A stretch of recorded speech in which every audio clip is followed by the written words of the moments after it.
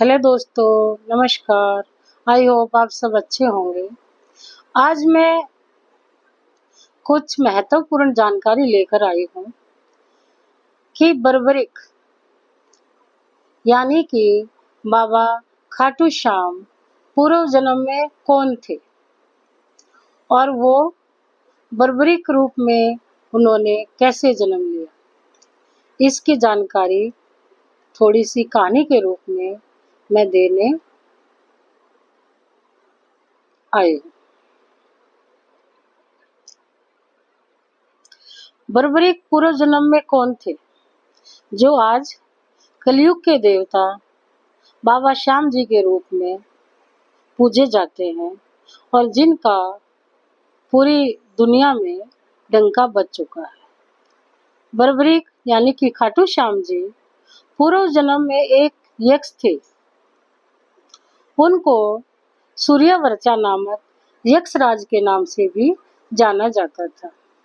एक बार पृथ्वी माता बाहर से पीड़ित होकर वो माता के रूप में देवताओं के पास आई और अपना भार उतारने के लिए कहने लगे।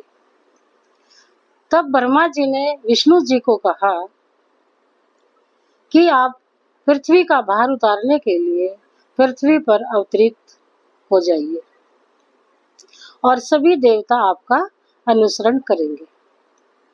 ये देखकर सूर्यवर्चा नामक यक्षराज, जो कि बाद में बर्बरिक के रूप में पैदा हुए, उन्होंने कहा, भगवान जी, ये छोटा सा काम करने के लिए तो मैं पृथ्वी पर अकेला ही बहुत हूँ। ये सुनकर ब्रह्मा जी ने सोचा कि सूर्यवर्चा अपनी शक्ति के वशीभूत होकर घमंड के कारण ऐसा कह रहा है और ब्रह्मा जी ने सूर्यवर्चा को श्राप दे दिया, ये नीच, जिस पृथ्वी का भार उतारने के लिए देवताओं को भी मुश्किल का सामना करना पड़ेगा, तो उस कार्य को अकेला कैसा कर देगा। मैं तुझे श्राप देता हूँ कि तेरा अगला जन्म राक्षस कुल में होगा।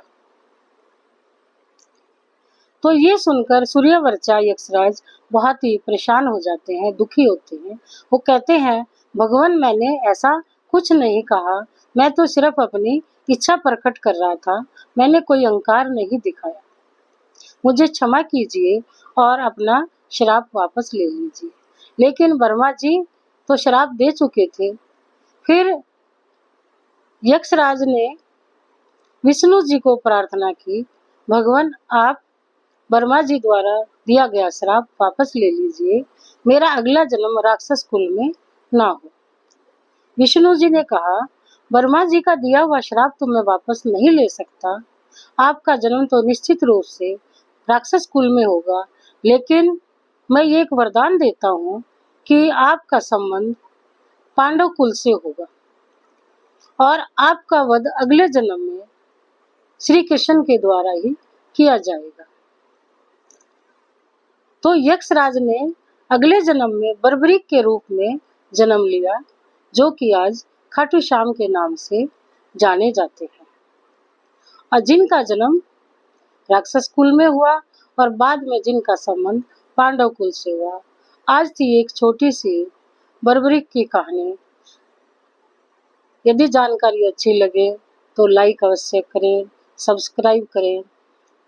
कहानी के आगे का भाग मैं अगली बार में बताऊंगी। तब तक के लिए धन्यवाद।